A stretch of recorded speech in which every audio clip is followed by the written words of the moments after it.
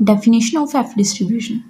If x and y are two independent chi-sky variates with v1 and v2 degrees of freedom respectively, then F statistic is defined by F is equal to x divided by v1 divided by y divided by v2. That is, अगर आपके पास x and y two chi-sky variates हैं तो अगर हम उन दोनों को आपस में डिवाइड कर देंगे और साथ में उन दोनों को डिवाइड करेंगे उनकी डिग्रीज ऑफ फ्रीडम के साथ, तो वो बन जाएगी हमारी F distribution. That is F is ratio of two independent chi-sky variates which is X and Y divided by their respective degrees of freedom. ये अपनी डिग्रीज ऑफ फ्रीडम के साथ ही डिवाइड हो रहे हैं. And it follows Snedker's F distribution with V1 and V2 degrees of freedom. Okay, so ये तो हो गई एफ स्टैटिस्टिक की डेफिनेशन. नाउ अब उसका प्रोबेबिलिटी डेंसिटी फंक्शन क्या होता है, which is this. Derivation of Snedecor's F distribution. Basically हमें इसमें 3 स्टेप्स को याद रखना पड़ेगा. फर्स्ट स्टेप इज आपको निकालना है joint probability density function of the two variables X and Y, where ये दोनों वेरिएबल्स आपके chi-sky वेरिएट्स होंगे. ठीक है, ज्वाइंट पीडीएफ इनको हम ऐसे डिनोट करते हैं. नेक्स्ट सेकंड स्टेप इज आपको ट्रांसफॉर्मेशंस के थ्रू इस ज्वाइंट पीडीएफ को चेंज करना पड़ेगा joint PDF of F and U में, और वो किसके इक्वल आएगा, हमारा joint PDF of X Y in terms of joint PDF of F U हमारा बनेगा अगर साथ में हम जैकोबियन को मल्टीप्लाई करेंगे. ठीक है, सो फर्दर आपका ये जो न्यू वेरिएट्स एफ एंड यू होते हैं ये कैसे सिलेक्ट होते हैं. देखिए, फर्स्ट वेरिएट आपका वो होता है जिसका आप पीडीएफ निकालना चाहते हैं इस पूरी डेरिवेशन में. दैट इज आपको इस पूरी डेरिवेशन में एफ का पीडीएफ निकालना है. दैट्स वाई आपका फर्स्ट वेरिएट होगा एफ, और हमें मालूम है एफ वेरिएट की वैल्यू हमारी ये होती है. ठीक है, and next is second variate आपका क्या होगा, आपका जो फर्स्ट वेरिएट के डिनोमिनेटर में जो वेरिएबल यूज हुआ है वो आपका सेकेंड वेरिएट बनेगा. देखिए, डिनोमिनेटर में आपका y वेरिएट यूज हुआ है. That's why our second variable is y. Name हमने यहाँ पर u दिया है, आप कोई भी नेम रख सकते हैं. सो अब सिंपली हम ट्रांसफॉर्मेशंस के थ्रू हमने निकाल लिया PDF of F and you. Now अब नेक्स्ट इज हमें इसकी इंटीग्रेशन करनी होगी. इंटीग्रेशन किस वेरिएबल के विद रिस्पेक्ट टू करनी होगी. देखिए, बेसिकली हमारे पास यहाँ पर 2 वेरिएबल्स प्रेजेंट है एफ एंड यू. जिस वेरिएबल का आपको पीडीएफ निकालना है इस पूरी डेरिवेशन में, उसको छोड़कर दूसरे वेरिएबल के थ्रू इसकी इंटीग्रेशन करनी होगी. सो दैट्स वाई आपको एफ का निकालना है. दैट मीन्स आप इस पूरे फंक्शन की इंटीग्रेशन करेंगे with respect to the u. So let's start. हम फर्स्ट स्टेप करेंगे. First of all that is the joint PDF of X and Y. First of all हमें मालूम है that X and Y are chi-sky variates with nu 1 and nu 2 degrees of freedom. इनका joint PDF किसके equal होगा, PDF of the X variate multiply by PDF of the Y variate. हमें मालूम है chi-sky distribution का PDF ये होता है, और इसकी डेरिवेशन का लिंक भी आपको नीचे डिस्क्रिप्शन में मिल जाएगा. दैट इज chi-sky डिस्ट्रीब्यूशन का ये पीडीएफ हमारा कैसे निकलता है. सो ओके, हमने ये पुट कर दिया. अब हमें मालूम है यहाँ पर बेस सेम है, पावर्स हमारी एडअप हो गई.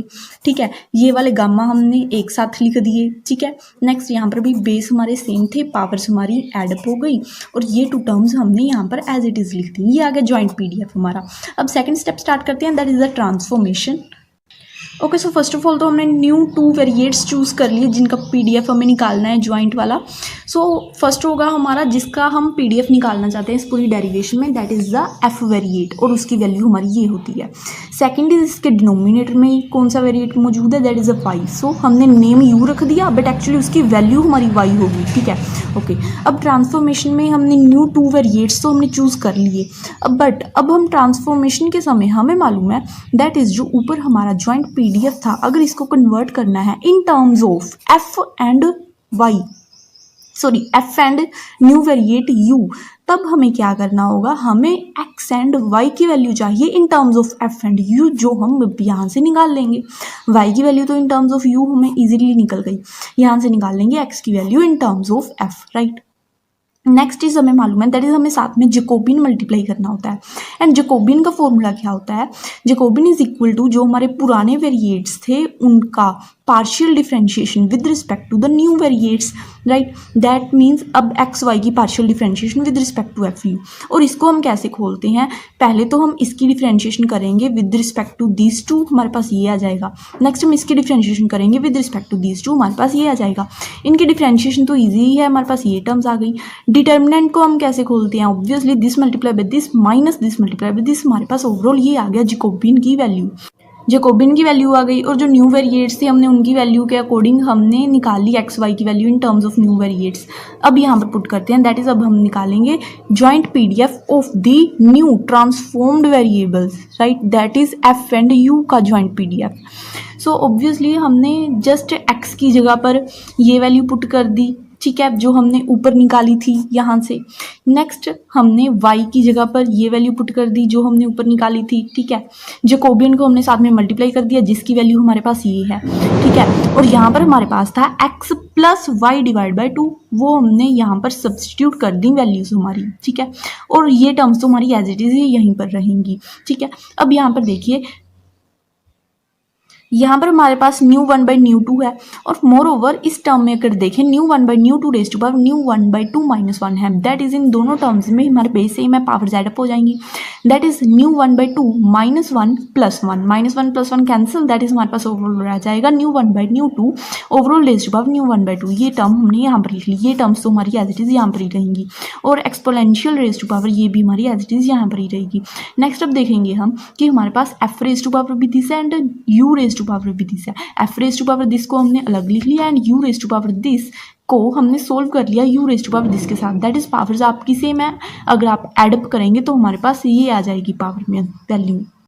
सो अब आपका सेकंड स्टेप भी कंप्लीट हो गया, दैट इज आपने ज्वाइंट पीडीएफ निकाल लिया of the new transformed variables, that is F and you.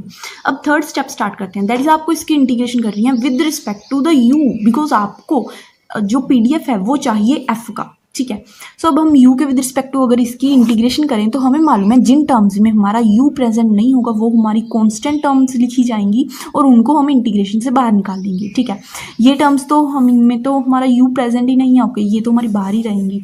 Further देखिए इस टर्म में भी हमारा u प्रेजेंट नहीं है, दैट्स वाई हम इसको भी कांस्टेंट मानकर बाहर निकालेंगे और हमारे पास ओवरऑल बेसिकली ये 2 टर्म्स अंदर रह जाएंगी। अब देखिए इस इंटीग्रेशन को हम कैसे सोल्व करेंगे, हमें मालूम है that is the gamma distribution का पीडीएफ हमारा ये होता है और जो 1 के इक्वल होता है हमारा ओवरऑल। अब देखिए यहाँ से अगर हम इसकी वैल्यू निकालें, इन दोनों कांस्टेंट टर्म्स को इधर ले जाएं, हमारे पास इस पूरे इंटीग्रल की वैल्यू इसकी इक्वल आ जाएगी।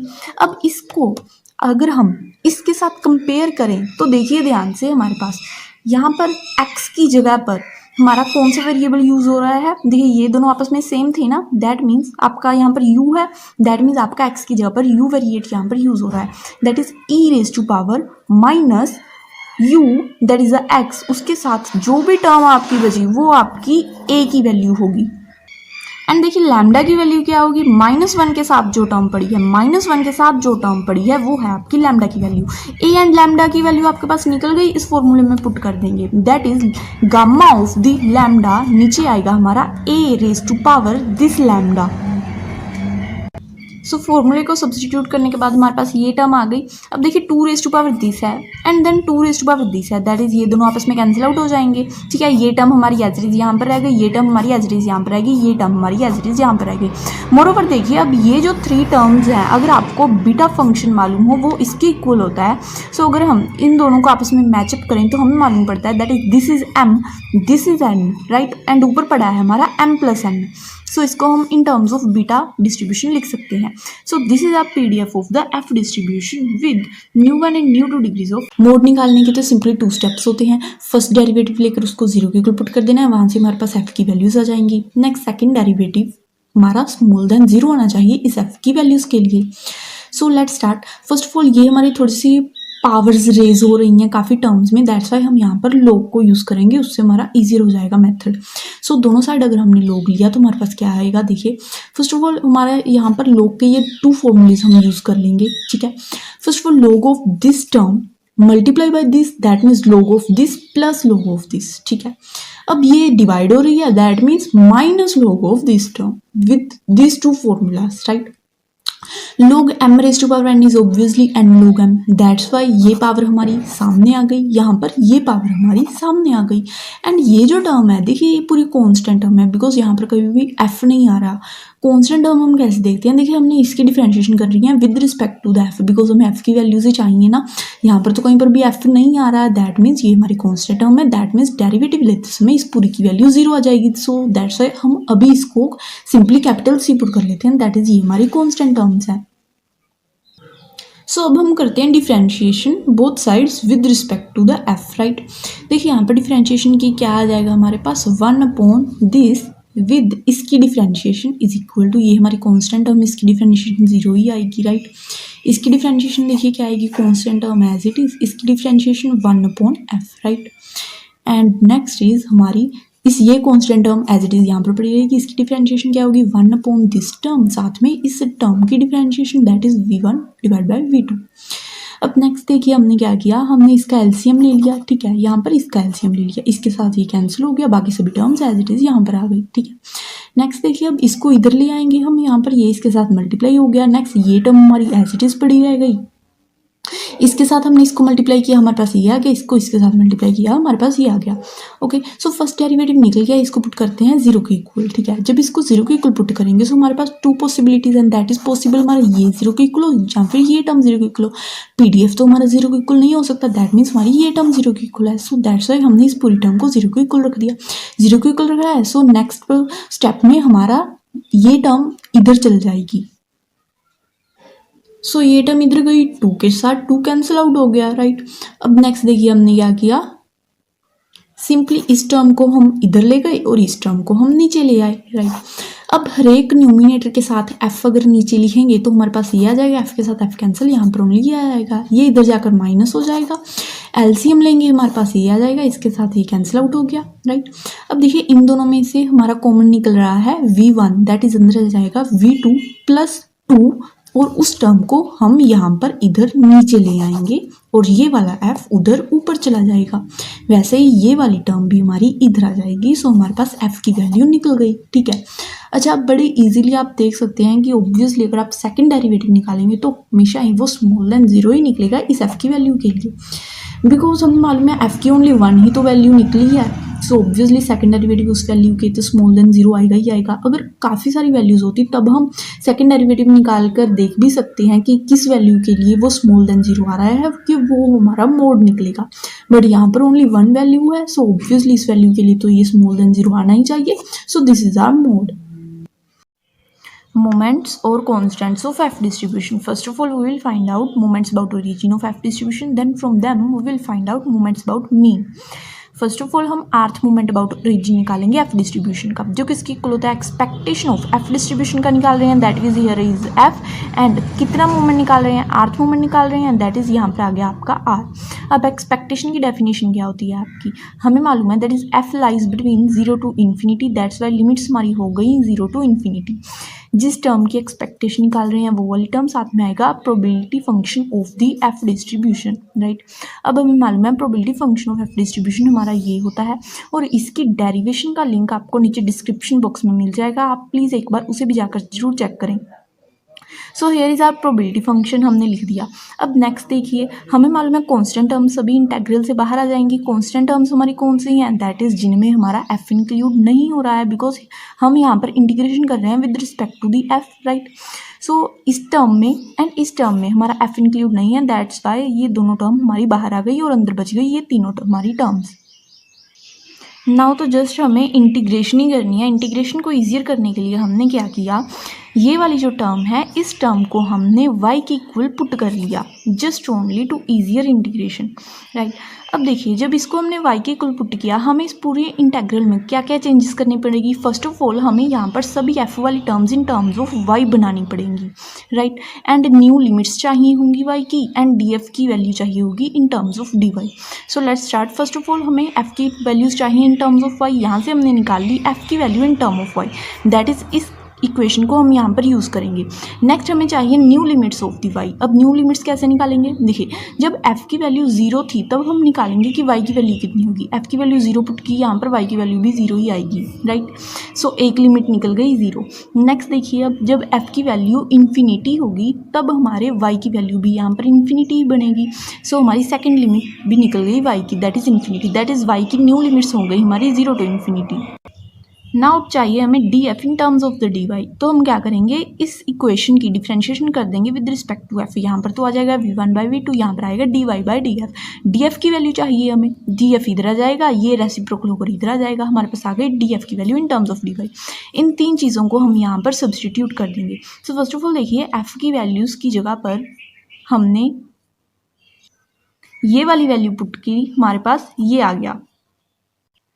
देखिए यहाँ पर एफ एफ बेस सेम थे, that is power Z up हो जाएंगी, दैट इज आप यहाँ पर ओनली लिख सकते हैं F raise to power R plus v1/2 -1। That's why हमने एफ की ओनली एक ही वैल्यू सब्सटीट्यूट की एंड ओवरऑल पावर बना दी आर प्लस /2 -1, राइट। एंड यहाँ पर भी इसकी जगह पर हमने वाई को सब्सटीट्यूट कर दिया। नेक्स्ट न्यू लिमिट्स तो हमारी 0 टू इन्फिनिटी ही निकली थी y की भी, राइट। एंड डी एफ की वैल्यू लिख देंगे अब in terms of the D Y. अब देखिए हम अगेन यहाँ से कांस्टेंट टर्म्स को बाहर निकालेंगे, दैट इज जिनमें y इंक्लूड नहीं हो रहा है। सो देखिए v2/v1 raise to power this, इसमें y इंक्लूड नहीं हो रहा है, इस टर्म को हमने बाहर निकाल लिया। Next v2/v1 raise to power 1, इसमें y नहीं है, that's why this is R constant term और इसको हमने बाहर निकाल लिया। अब ध्यान से सुनिए, हमें मालूम है अगर बेस सेम हो तो हम पावर्स को सोल्व कर सकते हैं। देखिए बाहर v1/v2 पड़ा है, हमें अंदर से सभी टर्म्स v2/v1 की मिली हैं, दैट इज़ अगर हम v2/v1 में कन्वर्ट कर दें इसको तो अब हम इसे सोल्व कर सकते हैं इन सभी के साथ, राइट। सो हमें मालूम है अगर हम इसका रेसिप्रोकल कर देंगे तो पावर हमारी नेगेटिव हो जाएगी और हमारे पास बन गया v2/v1। सो अब बेस सेम है, पावर जेड अप हो जाएंगी। सो पावर्स को सिंपली एडअप कीजिए, हमारे पास देखिए -1/2 + 1 + r प्लस -1/2 -1, इसके साथ ये कैंसिल, इसके साथ ये कैंसिल, हमारे पास ओवरऑल r बच गया। That's why here we get (2/1 raise to power only r। और नीचे ये बीटा वाली टर्म तो हमारी पड़ी ही थी एग्जैक्टली। अब देखिए इस इंटेग्रल को सोल्व करना है हमें मालूम है that is a beta distribution of second kind का हमारा ये फॉर्मूला होता है। इसको इसके साथ मैच करेंगे तो हमें मालूम पड़ेगा दैट इज x वेरिएबल की जगह पर just only y variable present है। एंड m की वैल्यू क्या है, ऊपर जो -1 के साथ पड़ी होती है, -1 के साथ ये वैल्यू पड़ी है, that is this is R the value of m। देखिए m की वैल्यू फाइंड आउट होगी। इस पूरी इंटेग्रल को सोल्व करने के लिए हमें n की वैल्यू भी चाहिए होगी, तभी हमें इन टर्म्स ऑफ बीटा लिख सकते हैं इसको। देखिए n की वैल्यू क्या होती है, नीचे देखिए 1 + x की जगह ओके 1 + y आ गया। नेक्स्ट ऊपर पावर है हमारी m + n। First of all आपको यहाँ पर नीचे m बनाना होगा इस टर्म का, देन m के साथ जो टर्म बचेगी वो आपकी n होगी, राइट। देखिए हमारे पास यहाँ पर v1/2 तो है, m की एक वैल्यू v1/2 है ना। Next is the +r, that is हम यहाँ पर अगर +r -r कर देंगे ये हमारी बन गई m की वैल्यू। जो बाकी बची वो है हमारी n की वैल्यू, m एंड n की वैल्यू आ गई, यहाँ पर पुट कर देंगे, हमारे पास इस पूरे इंटेग्रल का आंसर ये आ गया। सो यहाँ तक हमारा डेरिवेशन का आंसर आ गया है। अब नेक्स्ट देखिए हमें इस बीटा डिस्ट्रीब्यूशन की एक्सपेंशन मालूम है in terms of the gamma, that is this, that is beta mn हमारे पास किसके इक्वल होता है, gamma of m multiply by gamma of n overall divide by gamma of m + n। वैसे अब यहाँ पर हम इस बीटा को अगर खोलेंगे तो हमारे पास आएगा gamma of this term into gamma of this term, नीचे आएगी gamma of this plus this term, R के साथ आर कैंसिल हो गया। नेक्स्ट इसको भी अगर हम खोलेंगे gamma of this multiply by gamma of this, ऊपर आ जाएगा gamma of this plus this. अब देखिए अगर आर के साथ आर कैंसिल हो गया, हमारे पास रह गया गामा ऑफ (1/2 + (2/2), दैट इज ये ओवरऑल इसके साथ कैंसिल आउट हो गया, हमारे पास ओवरऑल ये टर्म्स बची which is the earth movement about origin of the F distribution. अब हम टर्न बाय टर्न इसके सभी मूवमेंट्स निकाल लेंगे। सो let's start. First of all हम निकालते हैं first movement about origin of the F distribution, that is आपको आर की जगह पर जस्ट ओनली 1 पुट करना होगा। आर की जगह 1 पुट किया, यहाँ पर भी 1, यहाँ पर भी 1, हमारे पास ये वैल्यू आ गई। अब खोलना है हमें गामा के फंक्शन को। हमें मालूम है गामा फंक्शन की ये definition, that is gamma of N is actually equal to n-1 gamma of the n-1। अब देखिए इसको हम यहाँ पर कैसे अप्लाई करेंगे, बिल्कुल वैसे ही जैसे हम फैक्टोरियल वाली टर्म्स को सोल्व करते हैं। दैट इज आप मैच कीजिए जो वाली गामा के अंदर जो टर्म हमारी बिग होगी हम उस पर ये फॉर्मूला अप्लाई करेंगे, दैट इज उसको एक्सपैंड करेंगे। So first of all new 1/2 वाली टर्म्स देखिए, इन दोनों में से बिग वाली कौन सी, ऑब्वियसली 1 + न्यू 1/2। दैट इज आप इसको एक्सपैंड करेंगे, एक बार एक्सपैंड करेंगे, एक बार हमने एक्सपैंड किया हमारे पास ये आ गया। अब हम इसके साथ इसको कैंसिल आउट कर सकते हैं। नेक्स्ट इन दोनों टर्म्स में से देखिए हमारी बिग कौन सी है, ऑब्वियसली न्यू 2/2। दैट मीन्स आप इसको एक बार एक्सपैंड करेंगे इस फॉर्मूले के अकॉर्डिंग। सो आपके पास ये टर्म आ गई, दैट्स वाई आप इसको इसके साथ कैंसिल आउट कर सकते हैं। हमारे पास ओवरऑल 1 2 3 ये 3 वैल्यूज बच गई थी, ठीक है, और इसका हमने एलसीएम ले लिया। सो दैट्स वाई हमारे पास ये आ गया। Now new 1 is cancel out by new 1, 2 is cancel out by 2, that's why हमारे पास ओनली आ गया nu 2 overall divide by nu 2 by -2। Next is the second moment about region of the F distribution, that is आपको अब यहाँ पर are की जगह पर 2 सब्सटीट्यूट करना पड़ेगा, राइट। अब देखिए गामा को हम फिर से कैसे खोलेंगे, फर्स्ट ऑफ ऑल न्यू 1/2 वाली टर्म्स को अगर हम मैच करें, ये बिग है हमारी, दैट्स वाई इस पर हम गामा वाला फॉर्मूला अप्लाई कर देंगे, ठीक है। सो हमारे पास ये 2 टर्म्स में ये एक्सपैंड हो गया, ठीक है। अच्छा अब भी ये इसके इक्वल नहीं आया, दैट मीन्स हमें इसको एक और बार एक्सपैंड करना पड़ेगा। ये टर्म तो एज इट इज साथ में पड़ी ही रह जाएगी, इसको हमने एक और बार एक्सपैंड किया, हमारे पास ये 2 टर्म्स मोर आ गई, ठीक है। अब इसके साथ ये कैंसिल आउट हो रहा है। वैसे अगर आप न्यू 2/2 वाली टर्म्स की बात करें तो इस ये वाली टर्म हमारी बिग है, दैट मीन्स आप इस पे गामा वाला फॉर्मूला अप्लाई करेंगे। सो एक बार हमने फॉर्मूला अप्लाई किया, हमारे पास ये 2 टर्म्स आ गई। अब देखिए ये वाला गामा तो इसके साथ मैच नहीं हो रहा, दैट मीन्स आप इस पर एक और बार एक्सपेंशन करेंगे। इस टर्म की हमने एक और बार एक्सपेंशन की, हमारे पास ये 2 टर्म्स आ गई, ये टर्म तो एज इट इज यहाँ पर पड़ी ही थी। अब ये इसके इक्वल आ गया, दैट्स वाई इसको हम इसके साथ कैंसिल आउट कर सकते हैं। सो अब सिंपली हमारे पास पीछे क्या बचा, हमारे पास ये टर्म बच गई, ठीक है, और इसका हमने एलसीएम लिया, हमारे पास ये आ गया। ये टर्म बची थी हमारे पास, और नीचे देखिए इन दोनों टर्म्स का एलसीएम लिया, हमारे पास ये आ गया। 2 वाली टर्म्स आपस में कैंसिल आउट हो गई, और न्यू 1 इस न्यू 1 स्क्वायर के साथ कैंसिल आउट हो गया। हमारे पास ओवरऑल ऊपर ये टर्म बची थी, ठीक है, और नीचे से हमारे पास ये 3 टर्म्स बची थी नीचे, ठीक है। So this is our second moment about region of F distribution. Next हम निकालेंगे सेकंड मोमेंट अबाउट मीन, जिसे हम वेरिएंस भी बोलते हैं ऑफ द एफ डिस्ट्रीब्यूशन। उसका formula in terms of the moments about origin ये होता है। ये वैल्यूज हमने पीछे निकाल ली थी, इन वैल्यूज को हमने यहाँ पर सब्सटीट्यूट किया, हमारे पास ये आ गया। अब सिंपली हम इन दोनों टर्म्स में से कॉमन निकालेंगे, nu 2 raise to square overall divide by nu 2 -2। Common निकाला, हमारे पास इन दोनों टर्म्स में से ये वैल्यू बच गई। अब हम सिंपली एलसीएम ले लेंगे, एलसीएम लेकर हमारे पास ये टर्म आ गई। सिंपली मल्टीप्लिकेशंस की, हमारे पास ये टर्म आ गई, कटिंग हो गई हमारी कुछ, और साथ में इनवर्स को इसके साथ सोल्व किया, हमारे पास देखिए +2 न्यू 1 आएगा, और देन 1 2 3 इन तीनों टर्म्स में से अगर हमने 2 को कॉमन निकाल लिया तो हमारे पास overall this is our relation between T and F distribution. So PDF of F distribution is this. So अब यहाँ पर हमारा F है जो वो F स्टैटिस्टिक F डिस्ट्रीब्यूशन को बिलोंग कर रहा है with the 2 degrees of freedom which are these. अब ये PDF हमारा T डिस्ट्रीब्यूशन का PDF कब बनेगा, under these 3 conditions. In 3 conditions को अप्लाई करने के बाद ये PDF हमारा T डिस्ट्रीब्यूशन का PDF बन जाएगा। So first condition is first degree of freedom की वैल्यू 1 पुट कर दें, सेकंड डिग्री ऑफ फ्रीडम की value simply small v put कर दें, एंड हमारा जहां पर भी FF है वहां पर t स्क्वायर पुट कर दें। अब देखिए यहाँ पर DF भी है, दैट इज DF की वैल्यू भी हमें निकालनी पड़ेगी। अब देखिए दोनों साइड अगर डिफ्रेंशिएशन कर दें with respect to the t, यहाँ पर आ जाएगा 2t और यहाँ पर आ जाएगा DF with respect to the dt इधर चला गया, हमारे पास DF की वैल्यू भी आ गई। सो सिंपली इन 4 वैल्यूज को यहाँ पर हमने पुट किया, हमारे पास ये पूरी इक्वेशन आ गई। देखिए यहाँ पर इसकी जगह पर 1 आ गया, इसकी जगह पर सिंपली ये आ गया, इसकी जगह पर हमारा 1 आ गया, इसकी जगह पर हमारा 1 आ गया, इसकी जगह पर t स्क्वायर आ गया, इसकी जगह पर 1 आ गया, इसकी जगह पर ये आ गया, इसकी जगह पर सिंपली 1 आ गया, इसकी जगह पर t स्क्वायर आ गया, इसकी जगह पर सिंपली ये आ गया, इसकी जगह पर 1 आ गया, इसकी जगह पर सिंपली ये आ गया, एंड DF की वैल्यू हमने यहाँ पर ये पुट कर दी। ओके, सो अब यहाँ पर देखिए 1/v रेज़्ड टू पावर 1/2, इसको हम 1/√v लिख सकते हैं। ऑब्वियसली ये हमारी टर्म एज इट इज पड़ी रहेगा, ये हमारी एज इट इज पड़ी रहेगी। अब इसको देखिए, इसको हम लिखेंगे t square raised to power 1/2 -1, that is raised to power -1/2, 2 के साथ 2 cancel, that is t raised to power -1, t raised to power -1 plus t raised to power 1, ये दोनों आपस में कैंसिल आउट हो गए।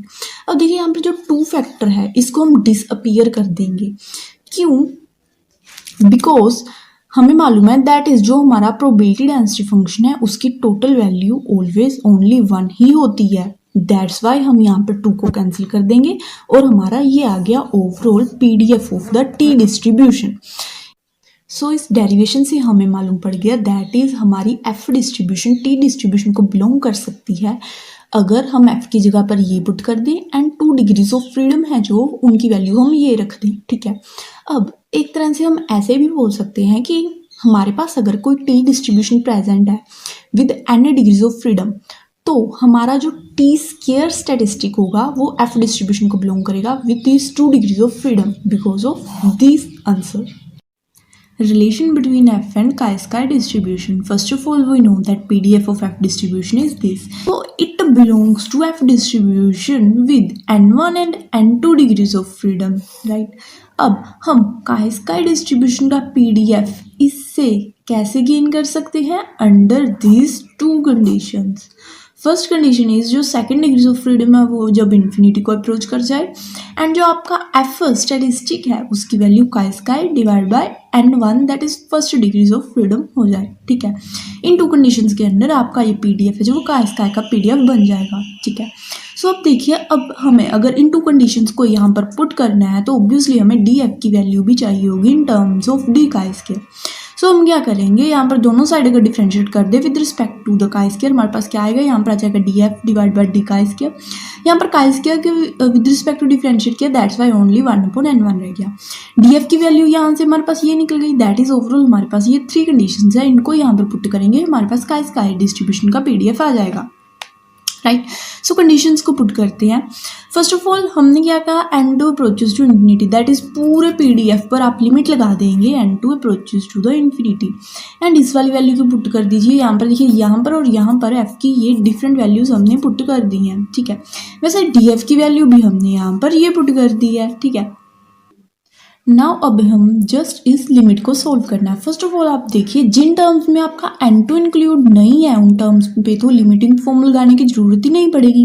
देखिए n2 किन टर्म्स में मौजूद नहीं है, n1 raised to power n1/2 इस टर्म को अलग निकाल लें अगर हम।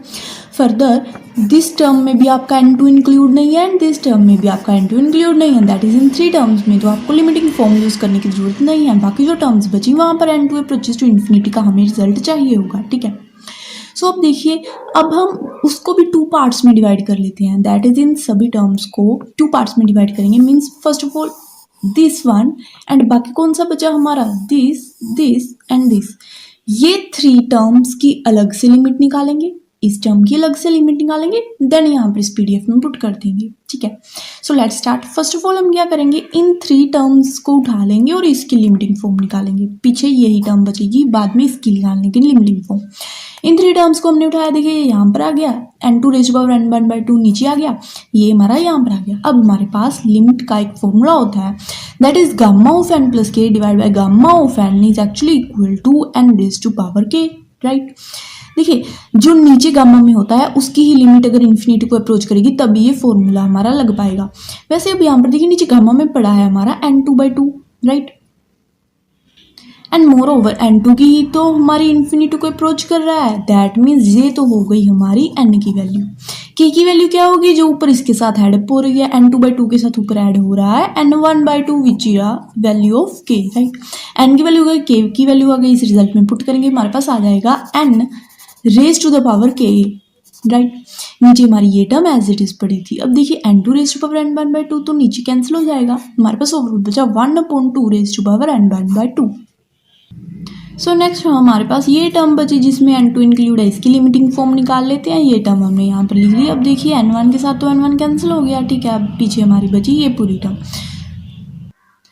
एंड नाउ देखिए अब इस टर्म को भी हम ऐसे ब्रेक डाउन कर लिख सकते हैं that is first of all इस टर्म की पावर हो जाएगी n1/2 मल्टीप्लाई बाय इस टर्म की power n2/2 and more over n2/2 को हम ऐसे लिख सकते हैं n2 अंदर 1/2 बाहर, बिकॉज देखिए दोनों को अगर हमने मल्टीप्लाई किया हमारे पास n2/2 ही आएगा that is the same thing. अब यहाँ पर इस लिमिटिंग का फॉर्मूला हम अप्लाई कर देंगे दैट इज अगर आपके पास ये सेम है तो आपका आंसर हो जाएगा e raised to power this term. अगर ये सेम नहीं है आपका आंसर ओनली 1 आ जाएगा, राइट। देखिए अब यहाँ पर ये हमारा सेम था, दैट्स वाई हमारा आंसर क्या होगा, ई रेज टू पावर का स्क्वायर, राइट।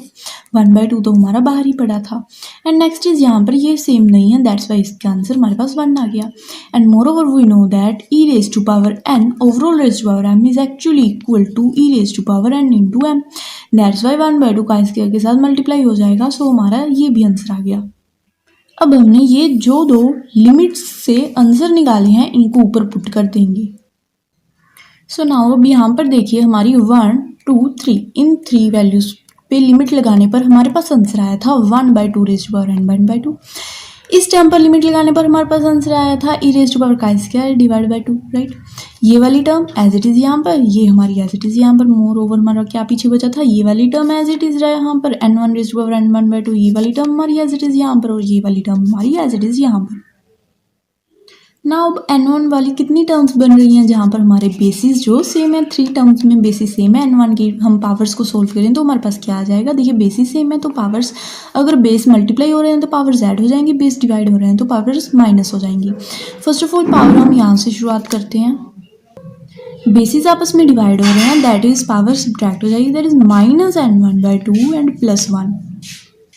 देन अगेन ये बेस है जो ये नीचे डिवाइड हो रहा है, that is raise to power 1 है ना, दैट इज द -1। इसके साथ हमारा ये कैंसिल, इसके साथ हमारा ये कैंसिल, ओवरऑल आ जाएगा n1 raise to power 0 which is equal to 1। So बाकी टर्म्स एज इट इज लिख सकते हैं। देखिए ये टर्म हमारी यहाँ पर आगे आ गई, ये हमारी बची थी ये यहाँ पर आ गई, ये हमारी बची थी ये एज इट इज ऊपर रह गई, और इसको जब ऊपर ले जाएंगे तो ऑब्वियसली पावर नेगेटिव में बन जाएगी, और साथ में हमारा ये आ गया। So which is actually our PDF ऑफ chi-square distribution with n1 degrees of freedom. Thanks for watching our video. If you like our video then please like, share and subscribe our channel. And हमने और भी discrete distributions, continuous distributions, chi-square distribution, central limit theorem, TFZ distributions, इन सभी पर भी playlists बनाई हुई हैं, आप एक बार भी जाकर उन्हें जरूर चेक करें। Thanks for watching.